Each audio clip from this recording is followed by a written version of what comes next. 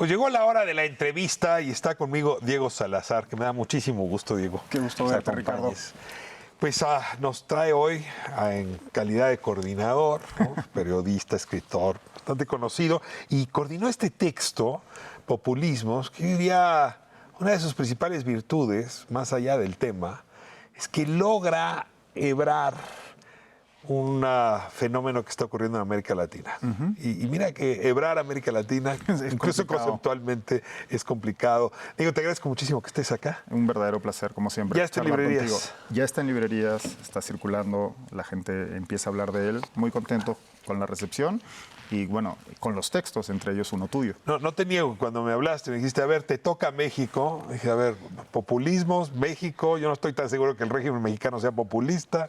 Y a partir de ello empieza una discusión que me pareció de lo más interesante, porque es un autor casi por cada país. Son 11 países, 10 de Latinoamérica y uno de España, porque en España ha habido un fenómeno muy interesante en la última década, que Ramón González Ferris explica muy bien, con 3 populismos distintos conviviendo en el escenario político español. Y una de las cosas bien interesantes fue que, como explico en la introducción y como de hecho discutimos tú y yo mientras preparábamos tu texto, no hay una definición de populismo, ¿no? Casmude dice que es una ideología delgada, ¿no? En oposición a ideologías sólidas o concisas, ¿no? Que sí tienen, digamos, que son programáticas de cierta manera. El populismo no es eso. El populismo, a mi modo de ver, luego de pasarme meses leyendo al respecto y luego leyendo y editando los textos de los autores, entre ellos el tuyo, es una estrategia política.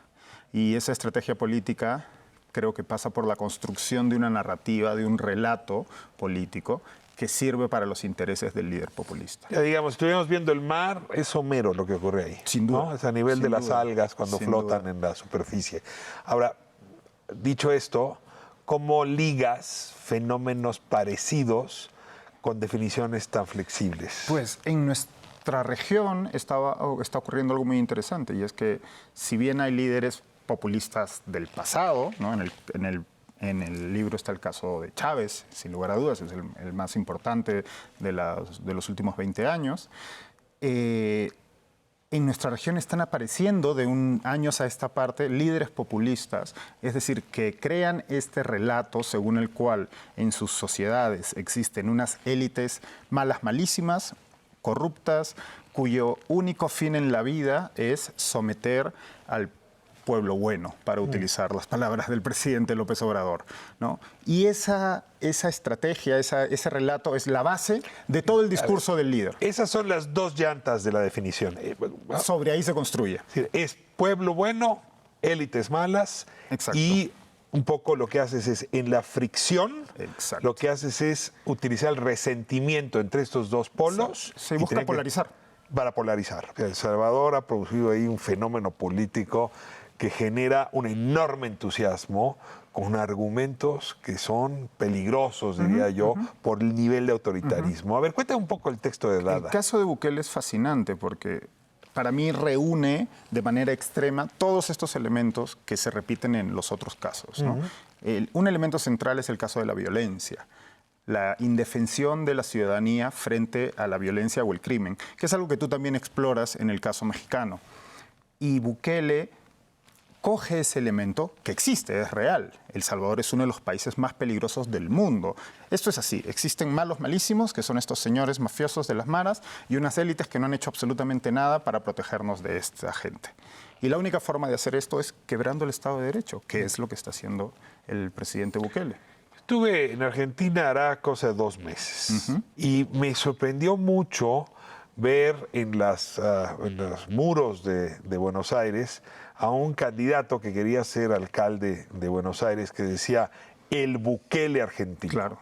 Y a ver, de entrada, aquí tan lejos que estoy de El Salvador, que Bukele sea un referente político y que un candidato tenga como lema de campaña soy el Bukele argentino, habla de Bukele, pero también habla de la cultura argentina. A ver, ¿cómo descifras Yo creo que esto? ese es un fenómeno que está ocurriendo en todos nuestros países. En México está incluyendo. Tenemos a Sandra Cuevas, la alcaldesa de Cuauhtémoc. Y Eduardo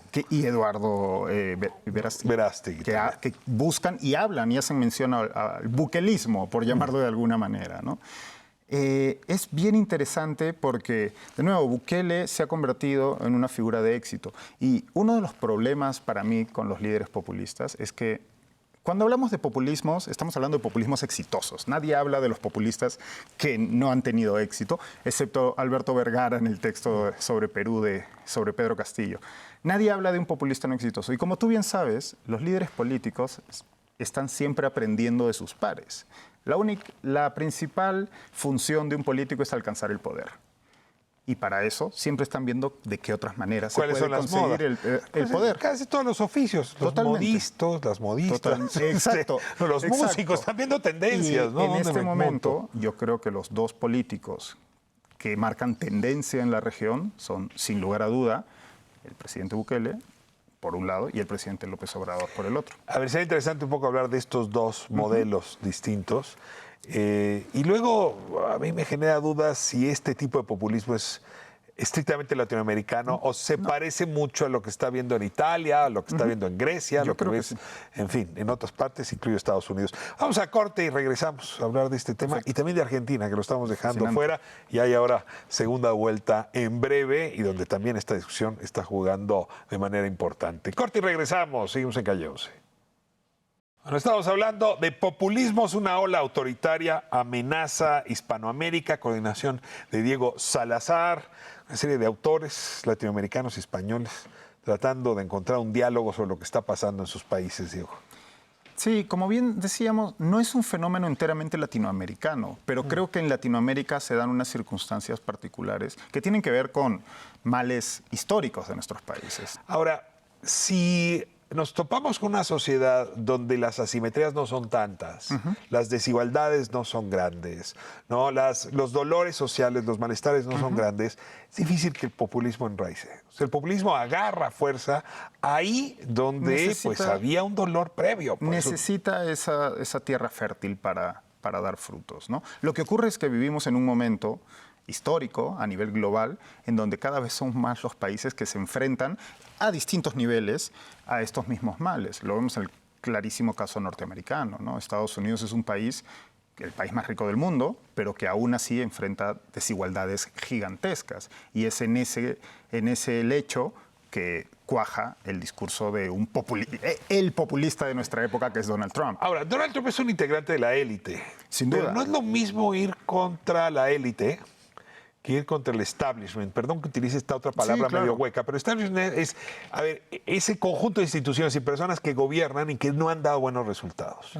Y hay mucha frustración. Y ahí decía, voy a estar a la Clo de nuevo, decía, a ver, luego el populismo es una forma democrática de corregir una mala democracia. Que yo sé que hay gente que me puede estar oyendo y se le paran los pelos de punta, pero el argumento no es para tirarse a la basura. De hecho, no. Y de hecho hay otro autor que a mí me interesa mucho y que seguramente conoces, que es Thomas Frank, que también tiene una lectura positiva del populismo, ¿no? Él dice que hoy en día en realidad el populismo no es más que el insulto o el grito desesperado de estas élites que han sido incapaces de gobernar.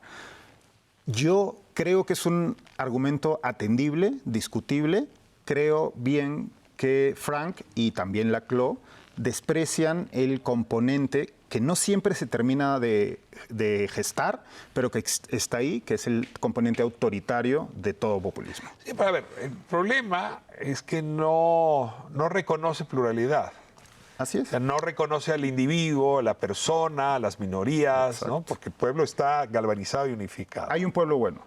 Sí. Uno único y un solo representante. Y yo decido quién es, yo como líder de ese pueblo bueno. Si uno hace un viaje por América Latina, por América Central, cierto es, como mencioné hace un momento, que Andrés Manuel López Obrador es ya un referente. Sin y duda lo va alguna. a hacer ahora y después de que alguna. deje la presidencia. Y a algunas élites mexicanas les cuesta trabajo entender esto. Tú se los dices, te quedan viendo como... Pero a ver, lo constatas. O sea, no es que yo tenga otros datos. Esos son los datos. Es ya un referente. Ahí me importaría hacer una excepción importante. No entiendo la incapacidad de las élites mexicanas para entender a López Obrador. Me parece increíble que a estas alturas, habiendo convivido con este hombre políticamente por décadas, y ya casi a final de un sexenio, sigan despreciándolo de la manera en que lo desprecian. Ojo, yo no estoy de acuerdo con el presidente López Obrador. Soy extremadamente crítico, creo que el gobierno es nefasto, pero soy capaz de reconocer que es un líder político La fuente de su legitimidad. de una habilidad tremenda. Ahora, estoy diciendo una cosa equivocada. Dije, América Latina, hay un país que no ve bien al López Obrador. El enojo que yo sentí en Perú contra México sí me pareció antología. Y eso es bien- ¿Cómo lo soportan? Me decían en Perú. Y decía, bueno, a Sí, ver, vamos. y eso es bien interesante. Platiquen porque, con los vecinos, bueno, ¿no? yo Sí. soy peruano, Por vivo eso. en México. Y Perú siempre ha tenido una adoración por México. Aparte de que son dos países que comparten muchísimo, ¿no? Los dos grandes imperios, los dos grandes virreinatos, etcétera. Pero además, la injerencia cultural que ha tenido México sobre Perú es gigantesca. Tú cuando apenas pisas Perú y te subes a un taxi, lo primero que te escuchan el acento, te empiezan a hablar de Juan Gabriel y del Chavo del Ocho y de Chespirito, etcétera, etcétera, ¿no? Entonces, pero claro, el injerencismo ejercido por el presidente López Obrador en el caso de Fue alevoso de Pedro Castillo. fue echar sal en la herida todos los días, ¿no? Y eso, una ciudadanía peruana que ya estaba muy dolida y golpeada, no lo perdona. Ahora, tienes populismos, déjame cerrar con esto, como el de España, donde en realidad lo que ocurre es que el populismo no gobierna, pero es gozne. Exacto. O sea, no son las llantas, No, es el tubo no, que no, reúne no, las no, llantas. pero son ¿no? los- Y ahí la verdad es que son el punto de quiebre, ¿no? Es muy interesante lo que Cuenta ocurre un poco en y España. con esto cerramos. El sí, populismo como gozne. El caso que describe Ramón González Ferri, que se llama La década de los tres populismos en España, él habla de tres tipos de populismo. El de izquierda, personificado en Podemos, ¿no? La asociación política de Pablo Iglesias. El de derecha, de ultraderecha, Vox. Y el nacionalismo, principalmente el nacionalismo catalán. Y como bien dices, claro, excepto en Cataluña, esos populismos no gobiernan, pero son llave de gobierno. Pedro Sánchez no habría podido formar Exacto. gobierno sin contemporizar con ellos. Pero no solo son llave, sino que han dictado el tono de la conversación política durante una década en España. Ha sido imposible hablar de otra cosa que no sea de estos tres. Ahora sí déjame ponerme en mi lógica de jamaicón mexicano. Aquí el tono de la política es desagradable, pero la verdad nada comparado con el tono de la discusión política en España. Es majadera, insoportable, insufrible. Algo se echó a perder para siempre en el diálogo español. Yo creo que sí, yo creo que sí. Y justo hace poco me recordaba, yo viví en España 10 años, volví a Perú en el año 2012. Y recordaba una conversación que tuve con un gran amigo periodista, Alfonso Armada, y él me decía, ¿qué has aprendido o qué te sigue sorprendiendo de España tras estos 10 años? Estos pocos días antes de regresar a mi país. Y yo le decía, ¿sabes qué? En España es un país que tiene unos problemas gigantescos para lidiar con la verdad. Y creo que eso ha enturbiado la discusión política, porque cada uno de estos populismos ha inventado su propia verdad. Hay herencias formidables de España, América Latina. No vaya a ser que esa sea una herencia Ya lo estamos viviendo. fundamental. Lo estamos viviendo. Nos enseñaron a lidiar mal con la verdad. Mira. Muchísimas gracias, Diego, por Un esta verdadero oportunidad. placer. Gracias por haberme invitado. Y bueno, pues les recomendamos mucho este texto. Ojalá ¿no? que lo Populismos disfruten y es les sea útil. Este fin de año, la verdad, es de esas lecturas que creo que se vuelve obligada, sobre todo por cómo una verdad necesaria descubrir tiene piezas enterradas en distintos países. Es fascinante Como un eso. rompecabezas que dejó piezas Exacto. en Colombia y en El Salvador y en Perú y en Argentina. Y en el momento que uno las empieza a sacar de sus Exacto. distintos países, sí se forma una idea más clara. de Hay lo que un está mapa pasando. ahí Hay un que mapa. ayuda a clarificar cómo vemos nuestros países. Gracias, Diego. Un verdadero placer.